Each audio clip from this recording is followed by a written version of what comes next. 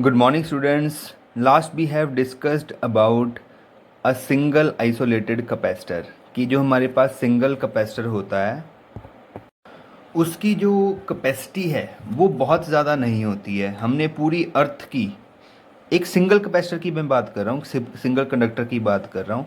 हमने पूरी अर्थ की कैपेसिटी निकाल के देखी थी। That capacity was C = 711 microfarad. ठीक है, तो माइक्रोफेरेड में इसकी कैपेसिटी आ रही है। बट हम जब सर्किट में किसी कैपेसिटर को यूज़ करते हैं तो उसकी कैपेसिटी ज़्यादा होनी चाहिए। तो हमारे पास कौन से वेज ऐसे हैं कि हम कैपेसिटर की कैपेसिटी, चार्ज स्टोर करने की कैपेसिटी हम इंक्रीज़ कर सकें, उन मेथड्स पर आज हमने गौर करना है। इसमें सबसे पहला जो हमारे पास मेथड है that is called parallel plate capacitor. तो देखो बेटा, पैरेलल प्लेट कैपेसिटर में हम क्या करते हैं, हम एक चार्ज्ड प्लेट रखते हैं। ठीक है, कोई भी प्लेट है, जैसे ये हमारे पास स्केल है, ऐसी कोई भी प्लेट हो सकती है, कुछ उसकी लेंथ विड्थ हो सकती है। तो हमारे पास एक प्लेट है कोई भी, और इसको हमने फुली चार्ज कर दिया। जितना भी ये अपने अंदर चार्ज स्टोर कर सकती है उतना हमने इसको दे दिया। इसके बाद ये जो चार्ज है इसका इससे ज़्यादा हम इसको चार्ज देंगे तो लीकेज स्टार्ट हो जाएगी, इसकी हवा में लीकेज स्टार्ट हो जाएगी। तो अभी इसकी कैपेसिटी है वो आ चुकी है। जब इसकी कैपेसिटी आ जाती है तो let its charge is capital Q, और तब इस पर हमने पढ़ा था जितना चार्ज देते हैं उतना पोटेंशियल भी इंक्रीज होता है। तो वो मैक्सिमम पोटेंशियल इस पर था, लेट इट इज़ वी। ठीक है, तो मैक्सिमम जो चार्ज स्टोर है वो है Q, और जो मैक्सिमम वोल्टेज इस पर आ चुकी है जिससे ज़्यादा हम इसकी वोल्टेज बियॉन्ड नहीं कर सकते वो है V। ठीक है, तो ये एक हमारे पास एक प्लेट थी। ठीक है, ये जो हमारे पास ऐसे प्लेन प्लेट होती है, ठीक है, ऐसे कोई भी प्लेट हो सकती है, वो प्लेट मैंने यहाँ पर कंडक्टिंग प्लेट रखी। ठीक है, अब सेकेंड, और हम क्या करेंगे, इसके बिल्कुल पैरेलल में, बिल्कुल सामने एक हम न्यूट्रल प्लेट रख देंगे। ठीक है, ये भी कंडक्टिंग प्लेट, ये भी कंडक्टिंग प्लेट। हम मान लेते हैं इसका जो एरिया ऑफ क्रॉस सेक्शन है, जो इसकी मोटाई है, या मतलब एरिया ऑफ क्रॉस सेक्शन नहीं, इसका जो नेट एरिया है, जैसे ये हमारे पास है, इसकी लेंथ इंटू ब्रेड्थ करके जो एरिया आएगा, let this area is A। और जो मैंने जो दूसरी प्लेट रखी है ये डिस्टेंस स्मॉल d पर रखी है। ठीक है, तो ये हमारे पास मैंने कुछ अरेंजमेंट अपना किया, मेरे को कैपेसिटेंस इंक्रीज़ करानी है इसलिए। तो हमें हमारे पास क्या होगा, देखो बेटा, हमने इंडक्शन पढ़ी है, चार्जिंग बाय इंडक्शन। तो ये हमारे पास पॉजिटिव चार्ज प्लेट थी, ये बाय इंडक्शन इसके नेगेटिव चार्ज अपनी तरफ खींच लेती है। ठीक है जी, और क्या करेगी, और इसके जो पॉजिटिव चार्ज होंगे उसको रिपेल करके ये दूर भेज देती है। ठीक है, तो अदर एंड पर पॉजिटिव चार्ज आ जाएंगे, जो क्लोज एंड है उसके ऊपर नेगेटिव चार्जेस आ जाएंगे। ठीक है, अब इससे क्या फ़र्क पड़ता है ये हमने देखना है। ठीक है जी, देखो बेटा, अब ध्यान से समझना है। ये जो हमारे पास प्लेट थी इसके ऊपर वोल्टेज थी V। ठीक है, मैं इसको मान लेता हूँ फॉर एग्जांपल कि ये 100 वोल्ट था। ठीक है, और मैं इसकी वोल्टेज अब इससे ज़्यादा इंक्रीज़ नहीं कर पा रहा। ठीक है, 100 वोल्ट ही इस पर रह रहा है।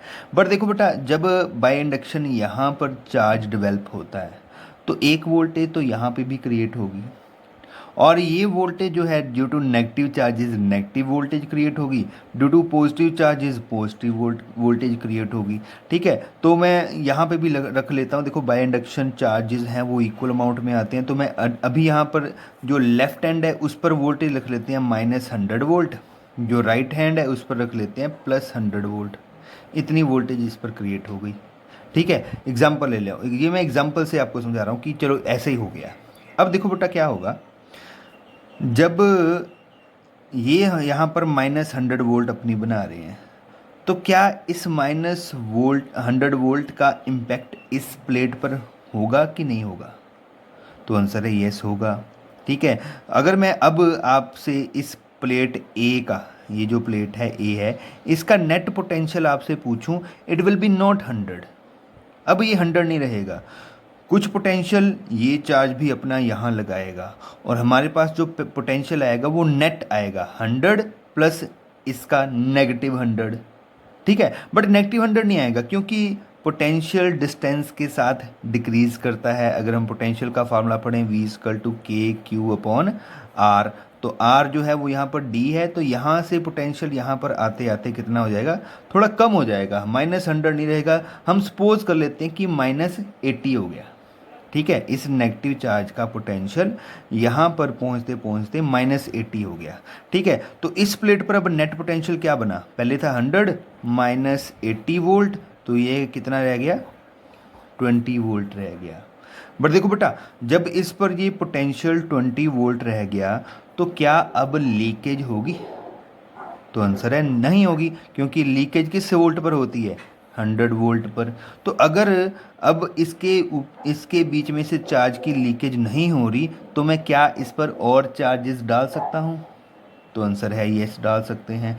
और क्यों डाल सकता हूँ, क्योंकि अभी इसका पोटेंशियल कितना हो चुका है, 20 वोल्ट, और मैं दोबारा 100 वोल्ट करने तक इस पर चार्ज डाल सकता हूँ।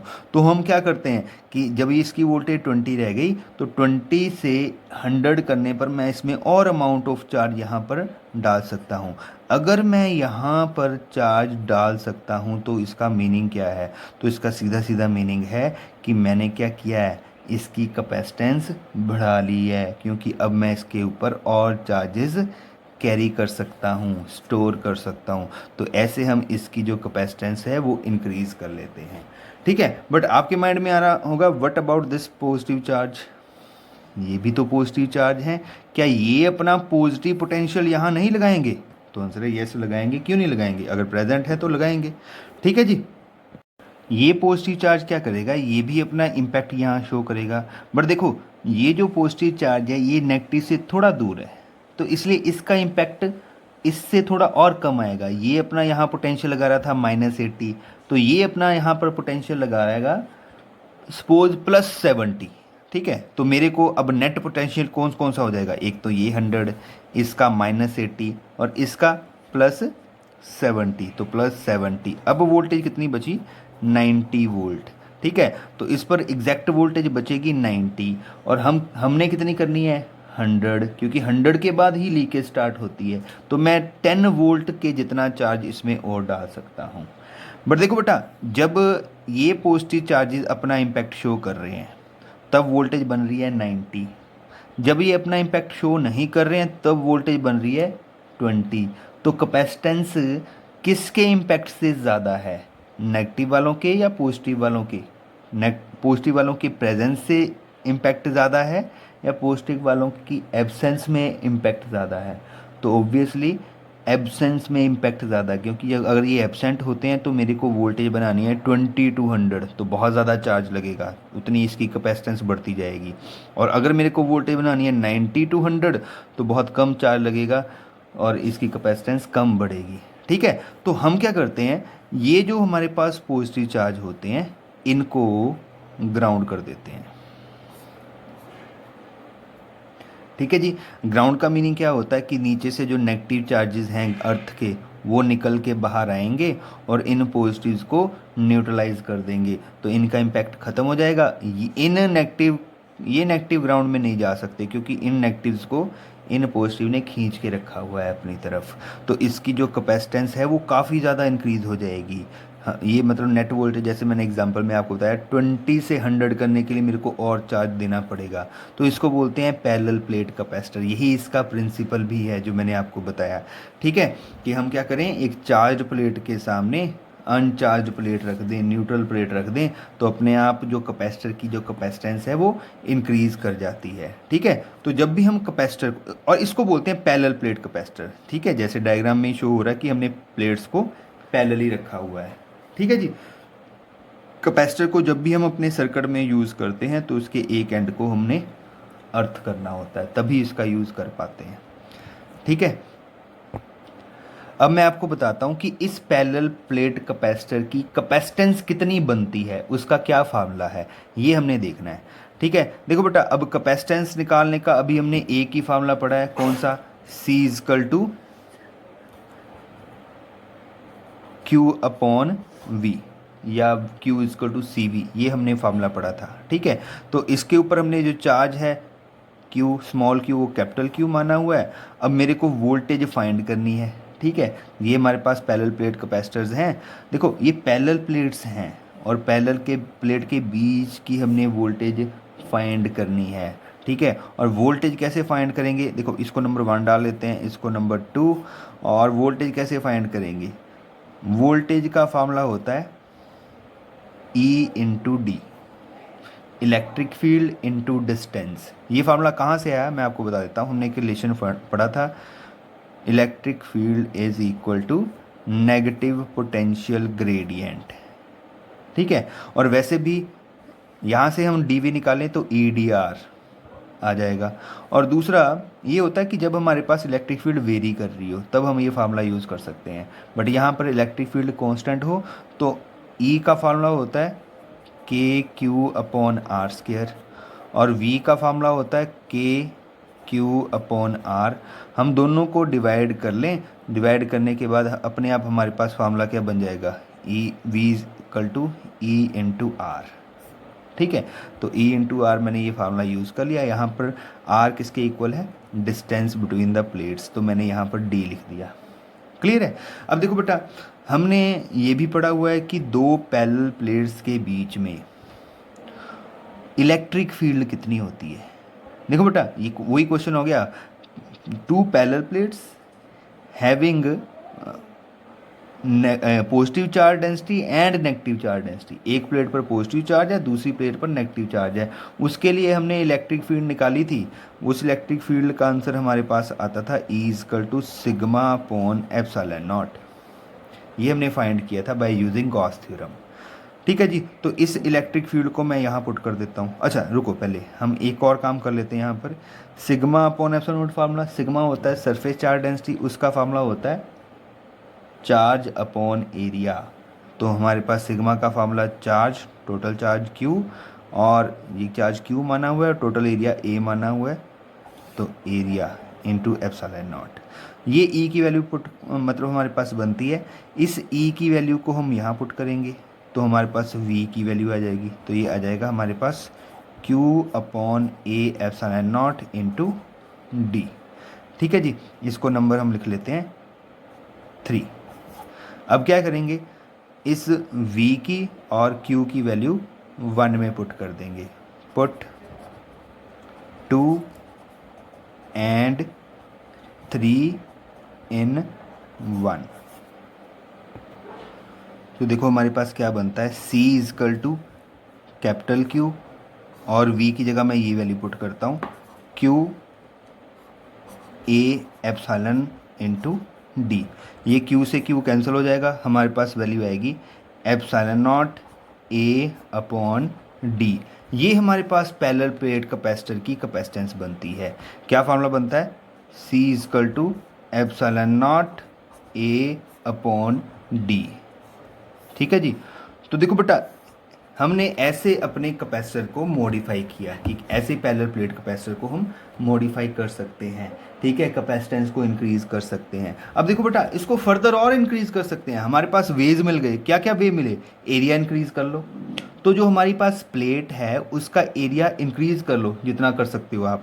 ठीक है, बट एक लिमिट तक होता है, क्योंकि एरिया इंक्रीज करने से कैपेसिटर बल्की हो जाएगा, बहुत बड़ा हो जाएगा। आप कैसे फिट करोगे अपने सर्किट में उसको, सर्किट तो बहुत छोटे होते हैं। ठीक है, मोबाइल का सर्किट बहुत छोटा है, तो आप उसमें बड़ा कैपेसिटर कैसे लगाओगे। तो एरिया एक लिमिट तक इंक्रीज कर सकते हैं। Distance should be minimised, capacitor जो प्लेट्स हैं उनके बीच में डिस्टेंस बहुत कम कर लो आप, तब भी हम कैपेसिटेंस इंक्रीज कर सकते हैं और ज़्यादा। ठीक है, और फिर ये है एप्सिलॉन नॉट, ये होती है परमिटिविटी। ठीक है, एब्सोल्यूट परमिटिविटी। तो हम क्या कर सकते हैं, जो प्लेट्स हैं, पैरेलल प्लेट्स हैं, उनके बीच में एक ऐसा मटेरियल डाल दो जिनकी रिलेटिव परमिटिविटी बहुत ज़्यादा है। ठीक है जी, रिलेटिव परमिटिविटी डालने से, ऐसा मटेरियल डालने से जो कैपेसिटेंस है उसकी वैल्यू बन जाएगी एप्सिलॉन नॉट। एप्सिलॉन, जब भी हम कोई मीडियम डालते हैं तो ये ER साथ में आ जाता है। ठीक है, जैसे मैं अगर इनके बीच में वाटर डाल दूँ, प्योर वाटर, ठीक है, प्योर वाटर की बात हो रही है, और तो उसका ER जो एप्सिलॉन R है, रिलेटिव परमिटिविटी है, वो 81 होती है। तो पानी डालने से सीधा कैपेसिटेंस 81 गुना बढ़ जाएगी। ठीक है, तो ये हमारे पास वेज हैं कैपेसिटेंस को इंक्रीज करने के। ठीक है, मैं आपको प्रैक्टिकली बता देता हूँ, जो हमारे पास कैपेसिटर्स बने होते हैं, कैपेसिटर जो हमारे पास बने होते हैं उनका एरिया बहुत ज़्यादा होता है, और एरिया कैसे इंक्रीज़ किया होता है उन्होंने, ऐसे जैसे ये स्केल है बहुत बड़ी जो है वो एक मतलब प्लेट होती है उनके पास, जैसे एल्युमिनियम की प्लेट हो सकती है बहुत बड़ी, विड्थ कम होगी बट प्लेट बहुत बड़ी होगी। क्लियर है? ऐसे ही इसके सामने इतनी बड़ी एक पैरेलल प्लेट और रख लेंगे, और बीच में एक डाइलेक्ट्रिक मटेरियल जिसका एप्सिलॉन आर बहुत ज़्यादा हो वो रख देते हैं। ठीक है, मोस्टली ये अगर हम कैपेसिटर को खोल के देखें तो हमें बीच में मिलता है, मतलब एक पेपर होता है, पेपर टाइप होता है, उसको बीच में ऐसे रख के उसके बाद दूसरी ऊपर प्लेट रख के इसको रोल कर देते हैं। ठीक है, रोल करके ऐसे इतना सा कैपेसिटर बना देते हैं। क्लियर है जी? तो वो कैपेसिटर फिर हम यूज़ करते हैं हम अपने सर्किट्स में। मैं आपको कैपेसिटर की एक पिक दिखा देता हूँ कैसा कैपेसिटर होता है, उसको हम बोलते हैं सिलेंड्रिकल कैपेसिटर। तो ये मैंने अपने दूसरे फ़ोन में निकाले हैं, ये कैपेसिटर होते हैं। ठीक है, इसके साथ दो ये एंड्स अटैच हैं, ये बड़ा है, ये पॉजिटिव पार्ट होता है इसका, ये छोटा है, ये नेगेटिव पार्ट होता है। ठीक है, जो नेगेटिव प्लेट जिसको हम बोल रहे हैं, इसको ग्राउंड करते हैं हम। ठीक है जी, और ये जो हमारे पास ये सिलेंड्रिकल है, ऐसे ये जो बनाया हुआ है इसे सिलेंड्रिकल है, इसको ऐसे रोल किया हुआ है। ठीक है, और एक पिन है जो वो एक प्लेट के साथ लगी होती है, और इस प्लेट जैसे ये जो प्लेट है एक प्लेट के साथ, और जो दूसरी पिन है वो दूसरी प्लेट के साथ लगी होती है। तो ऐसे हम कैपेसिटर को बनाते हैं। Thank you.